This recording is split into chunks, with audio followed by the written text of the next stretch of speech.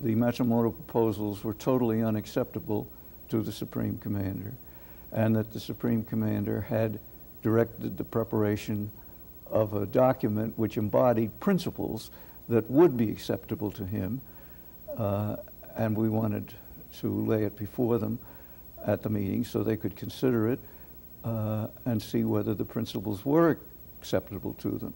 He made it very clear, he said in so many words, we're not forcing any particular type of constitution on you, but we want these principles embodied in a constitution. For example, freedom of speech, freedom of press, freedom of assembly, and religious liberty. And so he distributed mimeographed copies to the 4 Japanese officials who were present, and then he said, I'll leave you alone, you read this and discuss it amongst yourselves, and we'll go out in the garden and wait. And so we did, and about an hour and a half later, one of the Japanese officials came and got us, and we went back into the meeting. And Matsumoto said that he couldn't discuss the draft of model for a constitution because it was so different from their proposals, and that he'd have to think about it and take it up with the Prime Minister and the Cabinet.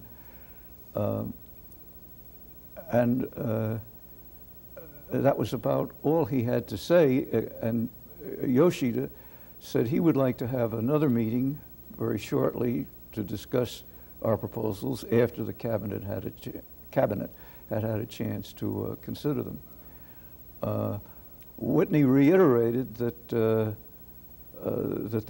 their proposals might as well be scrapped because they were not in any way compliance with the Potsdam Declaration, and then he said, if these principles are not acceptable to you, the Supreme Commander wants to put them to the people. There was an election had been called for the 31st of March. That was about 6 weeks off, and it later was postponed till the 10th of April. But it was MacArthur's idea, according to Whitney, that election would be in the form of a plebiscite on a new constitution.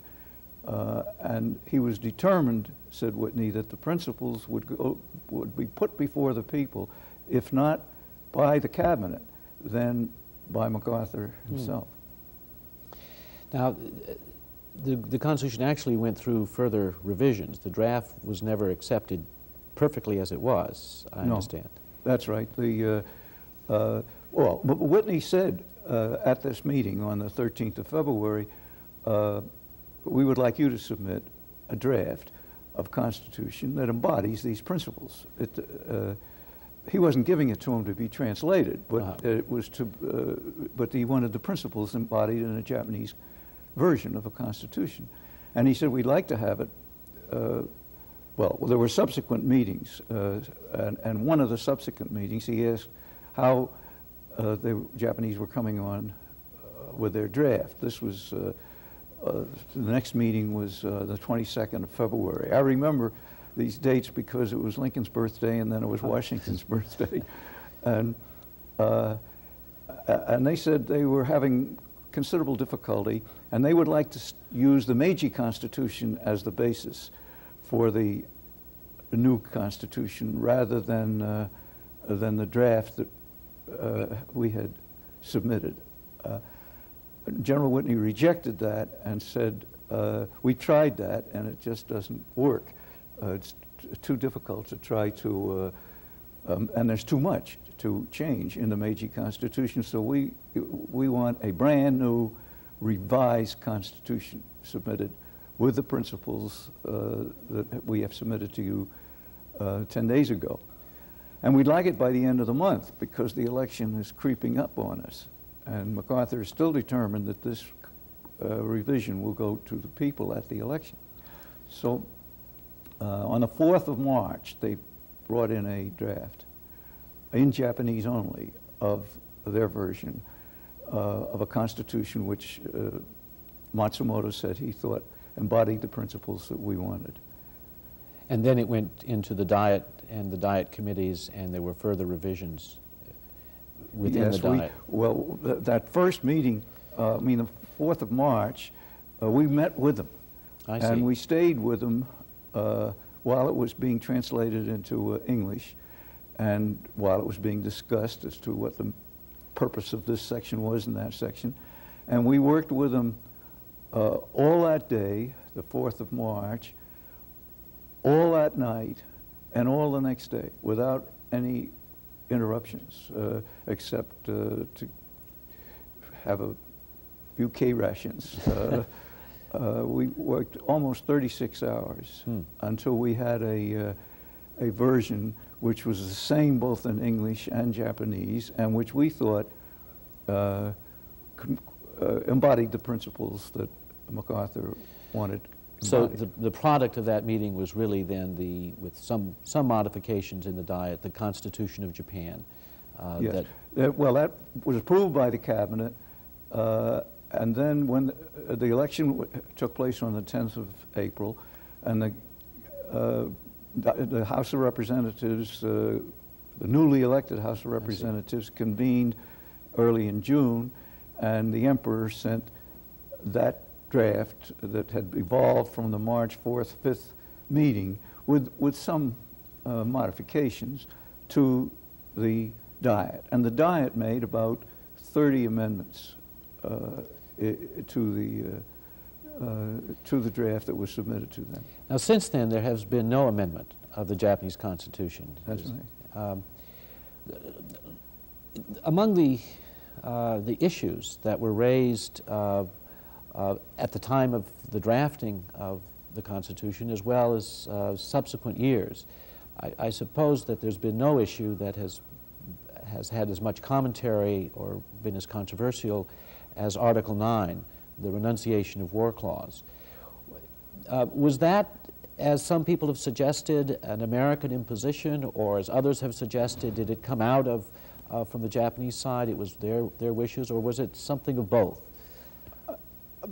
Frankly, I don't know. I've been asked that question many times, and as far as I'm concerned, it's really a mystery as to where it originated. But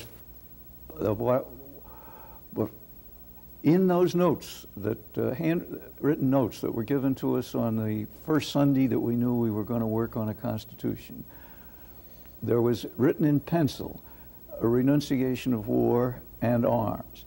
I don't, as well, arms for war.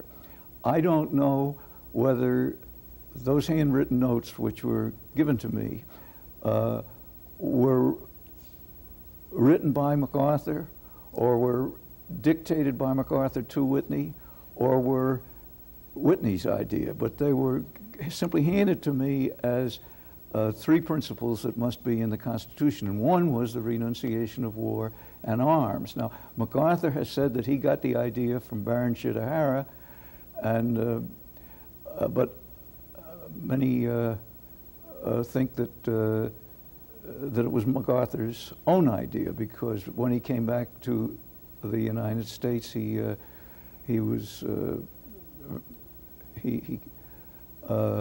made many speeches in which he praised what is now Article 9 of the Japanese Constitution. One of the post-war issues has been the extent to which Japanese can maintain any type of armament or military establishment for defensive purposes, or whether the right to engage in an aggressive war and maintain whatever the distinction may be, aggressive forces for aggression, are prohibited. There are other provisions in the Constitution, as you know, concerning civilians on the cabinet, which are considered to be somewhat inconsistent with an absolute ban or prohibition against the military. What was in the mind of the draftsmen and draftswomen? I know there was at least one woman involved in the process. Well, that particular article wasn't assigned to a committee. I handled that personally. And I took the words that were on this sheet of yellow paper, the penciled words, and copied them with a few changes. For example, it stated that Japan renounces war even for preserving its own security. I changed that to say Japan renounces war as a means for the settlement of international disputes, and eliminated the clause even for preserving its own security, because it seemed to me that was unrealistic to say that the country couldn't defend itself. And that was the subject of considerable debate in the Diet, and the chairman of the committee which was studying the revised Constitution, who also later became a prime minister, his name was Ashida, he proposed further amendments to Article 9, which we thought would enable Japan to have something like a home guard and a coast guard, and also could contribute to forces to a United Nations peacekeeping force. And those amendments that Ashida proposed were adopted by the Diet, by the House of Representatives, and also by the House of Peers. And then the House of Peers also amended the preamble of the Constitution where the preamble recited that Japan was relying on higher ideals which are now circulating in the world. The House of Peers inserted a clause, "We are determined to preserve our existence," which to me also meant that they were trying to make it clear that they could have self-defense forces. In retrospect, how do you look at the process and the Constitution itself? Are there points that are of particular interest to you, or that would you have done things differently, or do you feel somewhat surprised that the Constitution has endured for so long? I think it's now one of the world's most enduring constitutions, certainly without amendment. Well, I am surprised that there's never been any amendment to the Constitution, but I think the process worked well because MacArthur made it very clear when the draft was submitted to the Diet that the Diet was free to amend it, reject it, or adopt it, and that he hoped any amendments that were proposed would be considered by the Diet, even though the amendments might not be proposed by the government party, but by the opposition. And many amendments, as I say, some 30-odd amendments were adopted. And I think it met the aspirations of the Japanese people, and that's why it's lasted.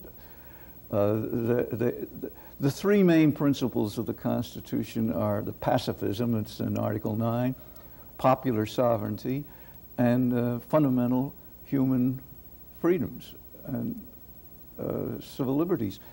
And I'm not a Japanese expert, but I would think that the reason it's lasted without amendment is because it's what the Japanese people want. How do you view, and